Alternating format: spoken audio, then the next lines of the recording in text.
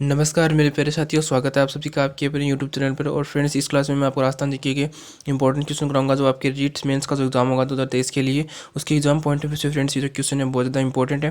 तो फ्रेंड्स, सभी क्वेश्चन को ध्यान से कर लेना। और फ्रेंड्स, इस क्वेश्चन के माध्यम से आपको पता चलेगा कि आपने किस प्रकार की तैयारी करी है। तो फ्रेंड्स, आपकी तैयारी को और मजबूत करने के लिए ये क्वेश्चन है वो आपके रीट के एग्जाम के लेवल के हैं। तो फ्रेंड्स, क्लास को शुरू करते हैं।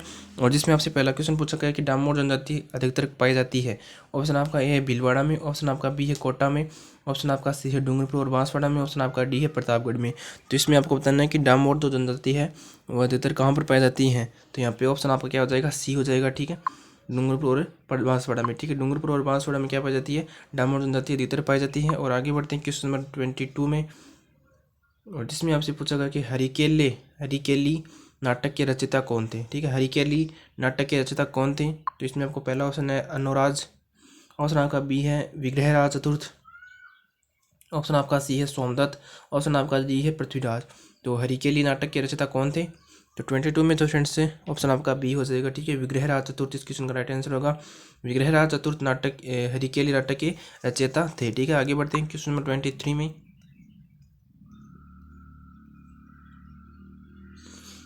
निम्न में से राजस्थान में मीठे पानी की सबसे बड़ी मानव निर्मित झील कौन सी है।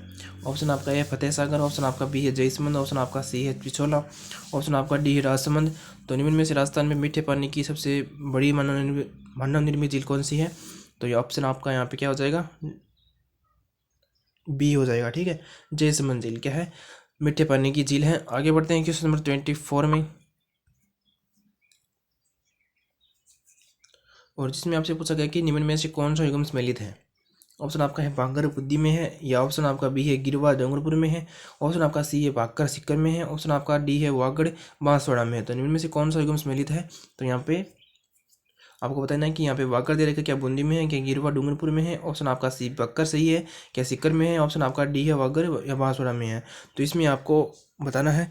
और यहाँ पे तो फ्रेंड्स आपका राइट आंसर होगा ऑप्शन आपका डी हो जाएगा। ठीक है, वागड़ क्या है, बांसवाड़ा में स्थित है। बाकी सभी क्या दे रखे यहाँ पे गलत दे रखे हैं। ठीक है, आगे बढ़ते हैं क्वेश्चन नंबर 25 में, और जिसमें आपसे पूछा गया है, और ये तो फ्रेंड्स क्वेश्चन है बहुत ही इंपॉर्टेंट क्वेश्चन होते हैं जो आपके एग्जाम पॉइंट ऑफ से इंपॉर्टेंट होते हैं। तो आपके ध्यान में रखते हुए एग्जाम को, ठीक है, आपके एग्जाम को ध्यान में रखते हुए आपको सिलेबस को अंडर ही मैं ये क्वेश्चन है वो लेकर आता हूँ आपके इंपॉर्टेंट। और क्वेश्चन नंबर 25 में पूछा गया कि निम्न में से कौन सी फसल सफेद सोना के नाम से जानी जाती है। ऑप्शन आपका है सरसों, ऑप्शन आपका बी है सोयाबीन, ऑप्शन आपका सी है कपास, ऑप्शन आपका डी है गेहूं। तो निम्न में से कौन सी फसल सफेद सोना के नाम से जानी जाती है। तो यहाँ पे ऑप्शन आपका क्या है, ए सरसों, सोयाबीन, कपास और गेहूं। तो 25 में जो फ्रेंड्स आपका राइट आंसर होगा वो ऑप्शन आपका सी हो जाएगा। ठीक है, कपास हो जाएगा। निम्न में से कौन सी फसल सफेद सोना के नाम से जानी जाती है। तो यहाँ पे ऑप्शन आपका सी हो जाएगा। ठीक है, कपास हो जाएगा। आगे बढ़ते हैं क्वेश्चन नंबर 26 में, और जिसमें आपसे पूछा गया है कि राष्ट्रीय शुष्क बागवानी अनुसंधान संस्थान निम्न में से कहाँ पर स्थित है। ऑप्शन आपका ए है जोधपुर, ऑप्शन आपका बी है बीकानेर, ऑप्शन आपका सी है बाड़मेर, ऑप्शन आपका डी है जालोर। तो राष्ट्रीय शुष्क बागवानी अनुसंधान संस्थान निम्न में से कहाँ पर स्थित है। तो यहाँ पे फ्रेंड्स आपका बहुत ही इंपॉर्टेंट क्वेश्चन आया है आपके एग्जाम के लिए, और बहुत ही इंपॉर्टेंट क्वेश्चन है फ्रेंड्स। ये क्वेश्चन आ सकता है, तो बहुत ही इंपॉर्टेंट क्वेश्चन है, इनको स्टार लगा लेना है आपको। तो इसमें आपको बताना है कि राष्ट्रीय शुष्क बागवानी अनुसंधान संस्थान निम्न में से कहाँ पर स्थित है। तो यहाँ पे ऑप्शन आपका बीकानेर हो जाएगा। ठीक है, बी हो जाएगा। आगे बढ़ते हैं क्वेश्चन नंबर 27 में, जिसमें आपसे पूछा गया कि राजस्थान के नागौर, पाली, बाड़मेर, जैसलमेर जिलों में से कौन सी मिट्टी पाई जाती है। ऑप्शन आपका है लाल मिट्टी, ऑप्शन आपका बी है काली मिट्टी, ऑप्शन आपका जो सी है पीली मिट्टी, ऑप्शन आपका डी है बलुई मिट्टी। तो बहुत ही अच्छा क्वेश्चन है, और जिसमें आपसे पूछा गया कि राजस्थान के नागौर, पाली, बाड़मेर, जैसलमेर जिले में कौन सी मिट्टी पाई जाती है। तो फ्रेंड्स, इसमें आपको पता होना चाहिए, बहुत ही अच्छा क्वेश्चन है। यहाँ पे ऑप्शन आपका डी हो जाएगा। ठीक है, बलुई मिट्टी इस क्वेश्चन का राइट आंसर हो जाएगा। आगे बढ़ते हैं क्वेश्चन नंबर 28 में, और जिसमें आपसे पूछा गया है कि मारवाड़ा परगना, ठीक है, मारवाड़ा परगना ग्रंथ किसने लिखा है। ऑप्शन आपका है मोहनोत नैनसी ने, ऑप्शन आपका बी है दयालदास, ऑप्शन आपका सी है मुंशी देव प्रसाद ने, ऑप्शन आपका डी है नर हरिदास ने। तो मारवाड़ा परगना ग्रंथ किसने लिखा है। तो यहाँ पे बहुत ही अच्छा क्वेश्चन है फ्रेंड्स, और जिसमें आपसे बताया गया, पूछा गया कि मारवाड़ा परगना किस ग्रंथ ने लिखा है। तो यहाँ पे ऑप्शन आपका ए हो जाएगा। ठीक है, मोहनोत नैनसी ने। आगे बढ़ते हैं क्वेश्चन नंबर 29 में, वंश भास्कर की रचयिता कौन है। तो यहाँ पे ऑप्शन आपका है ए है GH ओझा, ऑप्शन आपका बी है बांकीदास, ऑप्शन आपका सी है सूर्यमल मिश्रण, ऑप्शन आपका डी है कविराज श्यामल दास। ठीक है, श्यामल दास हो जाएगा। वंश भास्कर की रचयिता कौन है? तो यहाँ पे ऑप्शन आपका ए है G.H. ओझा, ऑप्शन आपका बी है बंकीदास, ऑप्शन आपका सी है सूर्यमल मिश्रण, ऑप्शन आपका डी है कविराज श्यामल दास। तो यहाँ पे ऑप्शन आपका 29 का सी हो जाएगा। ठीक है, सूर्यमल मिश्रण हो जाएगा। आगे बढ़ते हैं क्वेश्चन नंबर 30 में। पोथीखाना संग्रहालय कहाँ पर स्थित है? ऑप्शन आपका ए है जोधपुर में, ऑप्शन आपका बी है जैसलमेर में, ऑप्शन आपका डी सी है उदयपुर में, ऑप्शन आपका डी है जयपुर में। तो पोथीखाना संग्रहालय कहाँ पर स्थित है? तो यहाँ पे ऑप्शन आपका डी हो जाएगा। ठीक है, जयपुर में हो जाएगा। पोथीखाना संग्रहालय वो जयपुर में स्थित है।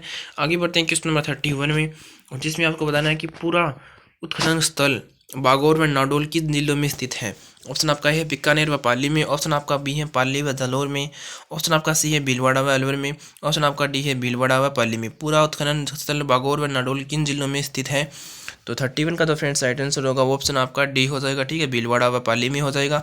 आगे बढ़ते हैं क्वेश्चन नंबर 32 में, जिसमें आपसे पूछा गया है कि रूपायन संस्था कहाँ स्थित है? ठीक है, रूपायन संस्था कहाँ पर स्थित है? तो फ्रेंड्स क्वेश्चन में आगे बढ़ने से पहले आप सभी से एक बार मैं बात करना चाहूँगा कि मैंने जो फ्रेंड्स आपको पीछे भी क्लास करा रखी है। जो बच्चा नया है, अगर जिन्हें नहीं पता है तो मैं ये बात मैं सभी को बताता हूँ बार बार में, ताकि फ्रेंड्स जो बच्चा नया होता है उन्हें पता नहीं होता है, तो इसलिए मैं ये बात बार बार कहता हूँ। जो बच्चा नया है और जिसने पहली बार क्लास को विजिट किया तो चैनल को भी जरूर सब्सक्राइब कर लेना, और जो पीछे क्लास है वो जाकर जरूर देख लेना। बहुत ही अच्छी क्लास है। उस प्ले लिस्ट है जो मैं यहाँ पे आपको लिंक दे दूँगा, तो जाकर आप जरूर देख सकते हो। और अब क्लास की तरफ वापस बढ़ते हैं, और जिसमें आपसे पूछा गया कि 32 में रूपायन संस्था कहाँ स्थित है? ऑप्शन आपका ए है उदयपुर, ऑप्शन आपका बी है जयपुर, ऑप्शन आपका सी है बीकानेर, और ऑप्शन आपका जो डी है जोधपुर। तो रूपायन जो होगा वो ऑप्शन आपका डी हो जाएगा। ठीक है, जोधपुर हो जाएगा। रूपायन संस्था वो जोधपुर में स्थित है। आगे बढ़ते हैं क्वेश्चन नंबर 33 में, और इसमें आपसे पूछा गया कि रूपायन संस्था का मुख्य कार्य क्या है? ऑप्शन आपका है नारी विकास, ऑप्शन आपका बी है ग्राम उत्थान, ऑप्शन आपका सी है राजस्थानी कला संरक्षण, ऑप्शन आपका डी है बाल विकास। तो इसमें आपको बताना है कि रूपायन संस्था का मुख्य कार्य क्या है।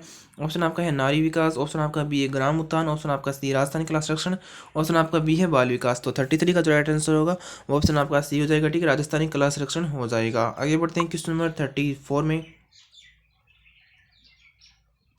और जिसमें आपसे पूछा गया है कि निम्न में से कांठल का संबंध किससे है? ठीक है, निम्न में से कांठल का संबंध किससे है?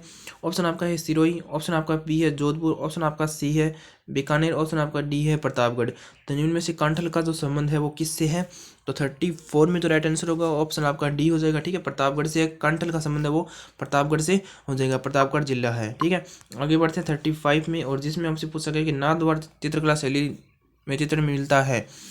ऑप्शन आपका है कृष्ण, ऑप्शन आपका बी है श्रीनाथ जी, ऑप्शन आपका सी है उदय सिंह है, ऑप्शन आपका डी है शिव सिंह है।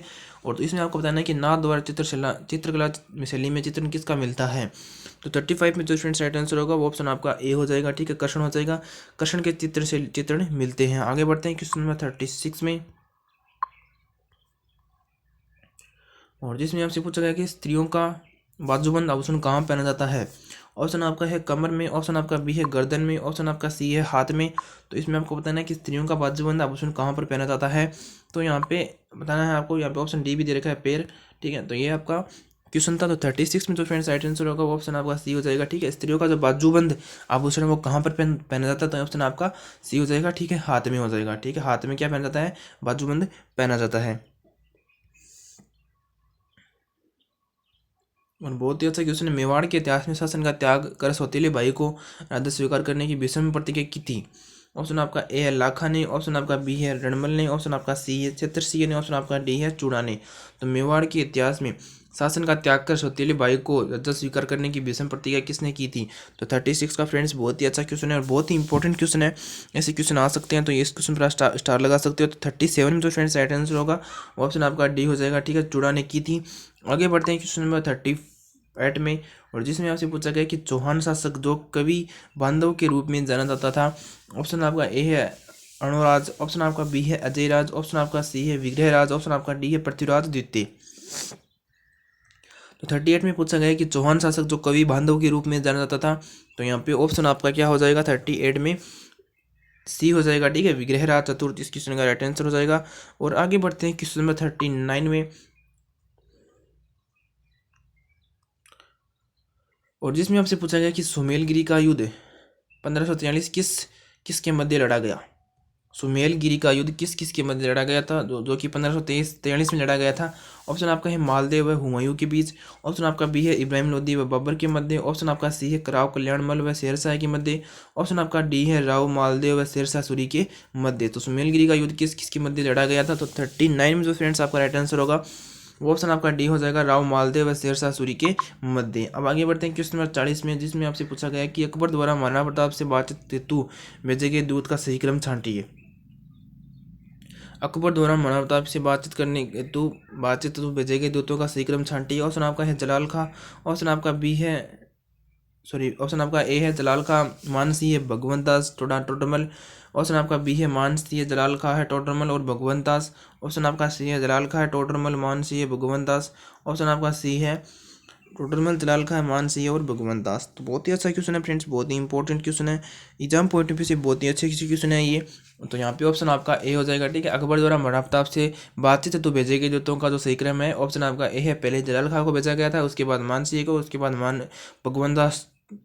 भगवंत दास को और उसके बाद है टोडरमल को। तो फ्रेंड्स ये थे आपके आज के प्रैक्टिस क्लास के क्वेश्चन, जो आपके रीड के इंपॉर्टेंट क्वेश्चन है। तो फ्रेंड्स क्लास कैसी लगी हो, वीडियो का कमेंट सेक्शन में जरूर बताना है आपको। अगर अच्छी लगी तो फ्रेंड्स वीडियो को लाइक कर देना, चैनल को जरूर सब्सक्राइब कर देना और अपने दोस्तों में जरूर शेयर करना। कितने क्वेश्चन इनमें से सही किए ये आप जरूर बताना, जैसे आपको पता चलेगा कि आपकी तैयारी किस प्रकार से है। और हम आपको मिलेंगे एक इंपॉर्टेंट क्लास के साथ, तब तक के लिए जय हिंद, वंदे मातरम।